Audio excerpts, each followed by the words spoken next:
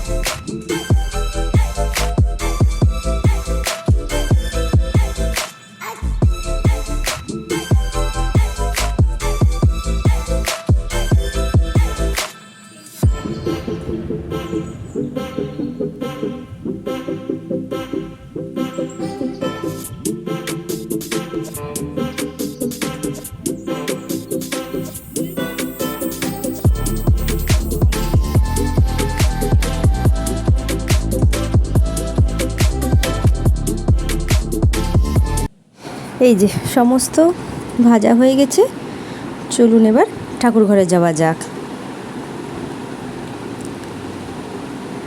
ঠাকুর ঘরে পুজো শুরু হয়েছে, প্রায় হলো 10 মিনিট মতো। মেয়ে ওর ঠাম্মাকে আগে থেকে বলে রেখেছিল, ঠাম্মা তুমি আজকে পুজো দিতে যেও না, আজকে মন্দিরে আমি পুজো দিতে যাব।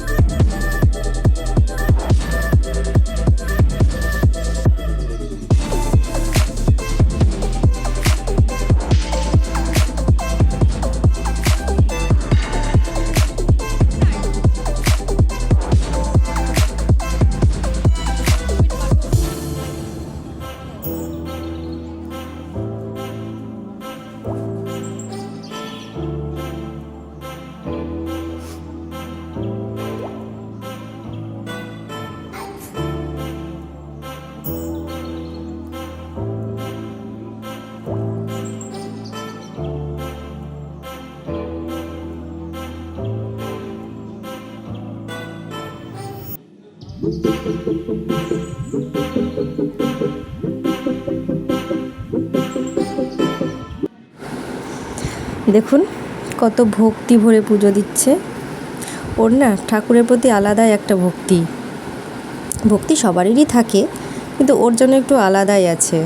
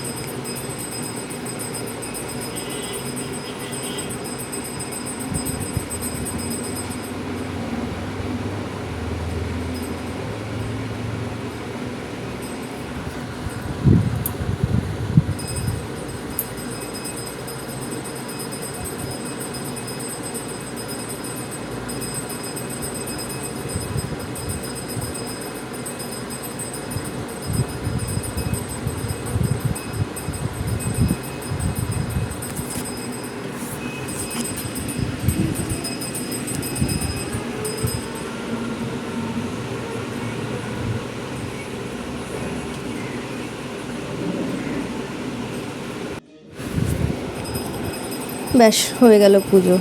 চলুন এবার ওপরে যাওয়া যাক। আসলে পুজো সেরে প্রসাদ টসাদ খাওয়ার পরে ঠিক করেছিলাম একটু মেলায় যাব। আমাদের সামনেই এক রথযাত্রার মেলা হয়, সেখানে। এইটি হলো আমাদের পাড়ার রথ। সামনে জগন্নাথ দেব বসে আছেন, ওপরতলায় জগন্নাথ দেব বসে আছেন, আর নিচের তলায় সুভদ্রা আর বলরাম আছে। ওইটা দেখা যাচ্ছে না এখান থেকে, কিন্তু কাছে গিয়ে আমরা দেখে এসেছিলাম। ছোট জায়গা, ছোট মন্দির বললে হবে না, কিন্তু ভালোই ভিড় হয়। দেখুন কত ভিড় হয়েছে। তাও তো আমরা 8:30টার পরে গিয়েছিলাম, তখন মোটামুটি অনেকটাই ফাঁকা হয়ে গেছিল। এই যে এটা হচ্ছে এই জগন্নাথ দেবের মন্দির। এখন জগন্নাথ দেব নেই, ফাঁকা হয়ে আছে এখন জায়গাটা। কিন্তু অন্যান্য ঠাকুরগুলো সাজানো আছে, কৃষ্ণ, রাধা, গোপাল সব ঠাকুরই এখানে সুন্দর করে সাজিয়ে এনারা রেখেছেন। বেশ পরিষ্কার পরিচ্ছন্ন, ভালোই লাগে মন্দিরটায় আসতে। প্রতি বছর এই দিনটা আমরা এই মন্দিরটাতে আসি। ভালোই ভিড় হয়, আর ভিড় হবেই না কেন। কাছাকাছি এখানে নসিপুর বাদ দিয়ে রথ সাধারণত হয় না। এক নসিপুর আছে, ওইখানে হয়, আর লালবাগের এইখানে ছোট্ট করে মেলাও বসে, সব কিছুই বসে মোটামুটি। প্রায় 10টা বাজছে, চলুন এবার বাড়ি যাওয়া যাক।